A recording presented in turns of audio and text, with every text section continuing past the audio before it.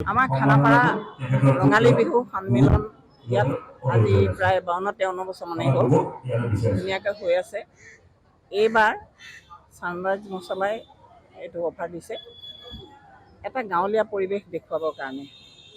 ইয়াত সুন্দৰকৈ এটা গাঁৱলীয়া পৰিৱেশত বাটচৰা, গোসাঁই ঘৰ, তাৰপিছত মানুহ থকা ঘৰ, তাঁতৰ শাল, তাৰপিছত ভঁৰাল ঘৰ, গৰু গাড়ী, ঢেঁকী, তাৰপিছতে আপোনাৰ মানে বাথৰুম, মানে গা ধোৱা ঘৰ, বাথৰুম নহয়, গাঁৱত গা ধোৱা ঘৰ, দমকল আদিৰে মানে জেওৰা, নঙলা, ইয়াত যিটো গেট বুলি কয় ইংলিছত, আমাৰ গাঁৱত গেট বুলি নকয়।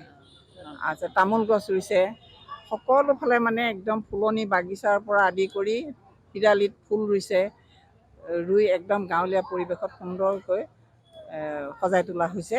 আৰু এইটো তোলাৰ কাৰণে আমাৰ ল'ৰা ছোৱালীবিলাকে গাঁৱৰ পৰিৱেশ বহুত ল'ৰা ছোৱালীয়ে দেখাই নাই, গতিকে এইটো চাই তেওঁলোকে বহুত সুখী হৈছে আৰু বহুত আনন্দ পাইছে।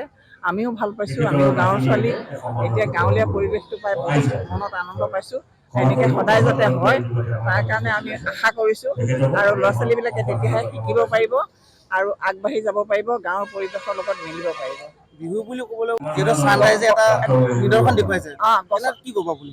মানে আগতে হৈছিল আমাৰ গছৰ তলত বিহু, চোতালত বিহু, পথাৰত বিহু, তাৰপিছত লাহে লাহে বিহু মানে টাউনলৈ আহিল, মঞ্চত আহিল, আজিকালি মঞ্চত হয়। গতিকে মঞ্চ বিহুকে আমি আকোৱালি ল'ব লগা হৈছে। আৰু ইয়াত টাউনত পথাৰত বিহু মাৰিবলৈতো পথাৰ নাই, জেগা নাই, গছ নাই, গতিকে গছৰ তলত বিহু কেনেকৈ কৰিব?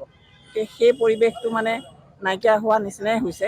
কিন্তু সেই পৰিৱেশলৈ আজি বৰকৈ মনত পৰিছে।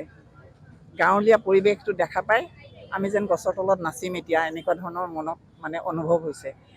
আশা কৰোঁ আগলৈ এনেকৈ ধৰণে সজাই পৰাই তুলি আমাৰ নতুন প্ৰজন্মক যাতে বুজিবলৈ শিকিবলৈ সুবিধা দিয়ে, তাৰ কাৰণে মই আশা ৰাখিছোঁ। ঠিক আছে।